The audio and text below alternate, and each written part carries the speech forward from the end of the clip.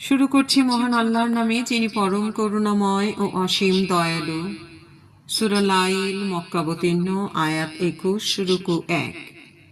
শপথ রাত্রির যখন সে পৃথিবীকে আচ্ছন্ন করে, শপথ দিনের যখন তা আবির্ভূত হয়, এবং শপথ তার যিনি পুরুষ ও স্ত্রী সৃষ্টি করেছেন।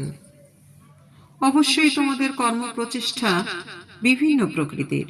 সুতরাং যে দান করে ও ভয় করে এবং যা উত্তম তা গ্রহণ করলে আমি তার জন্য শান্তির উপকরণ দেব, এবং কেউ ব্যয়কুণ্ঠ হলে স্বয়ং সম্পূর্ণ মনে করলে ও যা উত্তম তা বর্জন করলে তার জন্য কঠোর পরিণামের পথ দেখাবো, এবং তার সম্পদ লেলিহান অগ্নি সম্পর্কে সতর্ক করে দিয়েছি।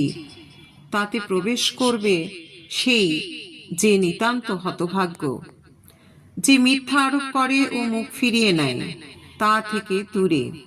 আমি তোমাদের লেলিহান অগ্নি সম্পর্কে সতর্ক করে দিয়েছি। তাতে প্রবেশ করবে সেই যে নিতান্ত হতভাগ্য, যে মিথ্যা আরোপ করে ও মুখ ফিরিয়ে নেয়।